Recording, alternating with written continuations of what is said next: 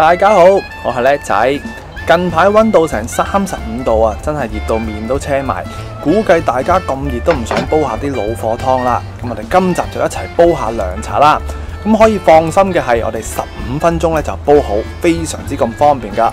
咁功效就可以清熱下火、祛斑美容、舒緩濕疹等等。咁佢就係經過叻仔改良咗嘅金盞花檸檬茶啦。咁如果認為食譜實用，又試過煲嚟飲覺得好飲嘅話，記得俾個 like 咧，分享埋俾朋友，咁就更多人受惠啦。好啦，咁呢一個咧就唔係普通嘅金銀花、白菊花嗰啲嘢，咁佢咧就叫做金盞菊啊，又會叫做金盞花啦。咁其實佢都係菊花嘅近親嚟嘅，功效咧就要嚟清熱啊、解毒啊、消炎啊、殺菌啊，同埋最重要一樣嘢咧就係對皮膚嘅濕疹係非常之咁好噶。咁其實咧唔係一啲嘅新事物啦，但係買佢嘅時候咧真係唔係咁容易買㗎。咁我哋喺邊度買到呢一包嘢咧？就係一啲臨時嘅檔攤啦。咁你或者可能係賣茶葉嘅地方啊，賣花茶嘅地方啊，就會有佢嘅出現咯。不過咧都唔係成日都有。咁我買咧就59蚊。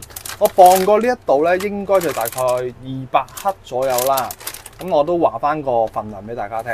咁我喺官方度做咗啲資料咧，呢度有10克，就對應翻250毫升嘅水啊，即係一杯嘅份量啦。預佢就咁多嘅。咁約莫嚟沖茶咧，就用呢度就夠啦。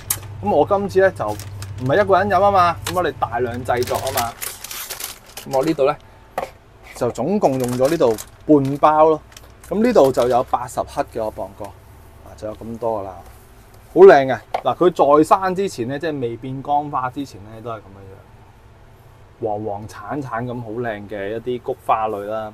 咁我哋飲用嘅時候咧，就要洗咗呢啲咁嘅菊花先啦。咁我就會揾啲滾水拖咗佢先，咁啊輕輕拖下佢 O K 嘅喎，你用冷熱水都 O K 喎。OK， 咁啊當佢我哋沖茶咁，我洗一洗佢先啦。最緊要係快靚正啦個賣點。同埋咧，其實呢一隻金盞花咧，嗱之前咧都仲準備咗呢一個嘢，金盞花膏啊，唔係咁容易買㗎，要嚟搽咩咧？就要嚟搽濕疹嘅。咁而家天氣突變咧，好多時候我自己都會有啊，間中都會標咗一啲紅點出嚟，有少少痕癢啦，咁有啲嚴重起上嚟啊，會有啲水泡啊，有少少叫做爛皮啊，咁我屋企人都會有呢啲咁嘅症狀，所以佢哋都會去揾呢啲金盞花。或者係金銀花嗰啲都有啲一定嘅功效啦，但係金盞花對於皮膚嚟講咧就出名啲咁咯，係啊，所以特意就推介俾大家，同埋非常之咁啱呢個而家呢啲咁嘅大暑節氣啦，真係熱到個人都好辛苦，所以煲下呢個嘢嗱，洗一洗佢，即刻已經聞到一陣菊花嘅味啦。嗱，洗咗一轉咧都會有啲沙喺裏邊啊。大家小心啲啊！咁我就洗多2轉到啦 ，OK？ 嗱，咁我哋呢轉咧揾翻啲普通嘅自來水嚟洗好咯喎。因為熱水咧驚佢嗰個力量咧揮發咗佢啲功效啊嘛，咁啊養一養佢啦。因為佢始終菊花咧，你連埋個冧都冇問題嘅呢一隻。咁之前咧可能有啲苦味啊咁樣樣咧，嗱你睇佢嗰個水溶性好高嘅嘢咧，就一定要夠快咯，輕輕沖一沖就算噶啦。OK， 嗱咁啊揸佢。變咗一球嘢啦，80克嘅嘢即係半包咧就有咁多，啱啱好足一個手啊啦。咁溫馨提示翻大家，咁如果我哋煲親菊花茶啊、涼茶有藥性嘅嘢咧，最好都係用翻呢啲嘅玻璃陶瓷煲啊，又或者係一啲嘅砂煲，咁樣咧就唔會話釋出一啲有害嘅物質啦。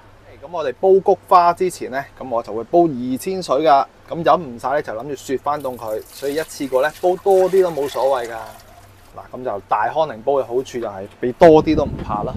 嗱，咁好啦，問題就嚟啦，大家中意用冰糖啊，定係用片糖咧？嗱，我呢隻金黃片糖啊。嗱，咁好啦，咁就呢個冰糖咧就係潤就會落冰糖，咁就好飲啲啦。咁當然你就咁菊花茶就咁煲都冇問題啦，夜菊茶。但係咧好飲啲梗係落糖啦。嗱，黃冰糖再講一次啊，黃冰糖就滋潤啦，片糖就解毒啦。咁2000水，咁啊大概如果落片糖嘅話，用一塊就差唔多啦，自己印啦。嗱，咁我想佢潤嘅，我就會落冰糖。我哋煲溶咗啲冰糖先啦。咦，近排同埋咧，聽到人哋講話啲冰糖要洗喎，真係咁大個仔都未聽過。咁我不嬲都唔使冰糖嘅，即係咁巧啱聽到啲朋友講，喂，阿叻仔，你會唔會去將啲糖洗一洗佢？我唔會咯，從來都唔會咁樣做。包括你翻工啊，去廚房做嘢咧，都冇人會攞啲冰糖啊、片糖嚟洗咁勁嘅。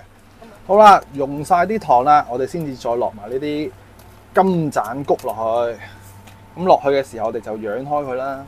嗱，咁呢個時候咧，我哋要煲翻滾佢先。見到個中間嘅位置滾咗先啦，外邊滾唔算喎。咁我哋開個大火，滾起個中間先，好快㗎咋。因為咧，我想佢啲花咧安全啲嘅，始終即係好多時候咧睇網上咩就咁叫你揾自來水洗一洗，我都用啲熱水拖一拖佢。咁啊，100度高溫消毒啊嘛。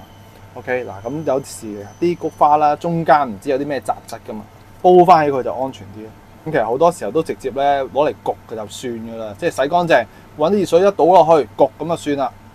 咁我哋望住佢中間嗱開始，因為啲水咧要去中間咧先至為之滾咯，係啊。咁啊起碼嗱呢度你見到滾啦，有時咧喺呢度咧就會比較難滾啲㗎，因為佢焗住咗啊嘛。好啦，見佢都大滾嘅啦，側邊都，咁我哋就熄火，咁啊冚蓋啦，咁就焗佢10至到15分鐘，等佢出味。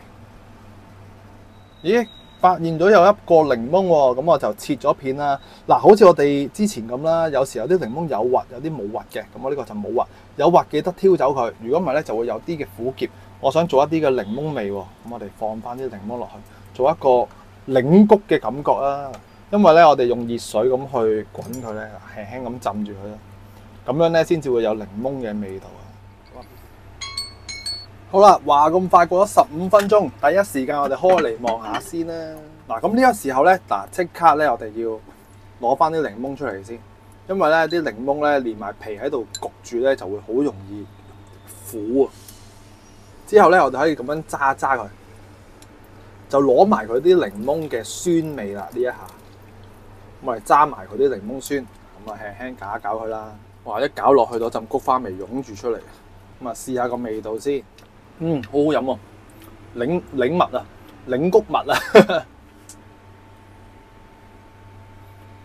好靚嘅顏色啊，金黃色啊。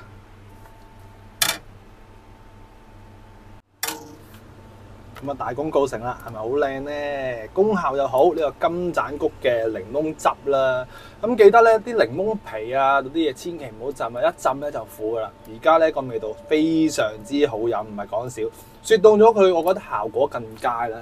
咁為咗個樣更加好睇，我哋不如插翻把檸檬落去，更加有呢個夏天嘅感覺啦。OK， 嗱，咁如果中意呢一次嘅分享咧，記得俾個 like 叻仔，支持下 One Man Band 嘅創作啦。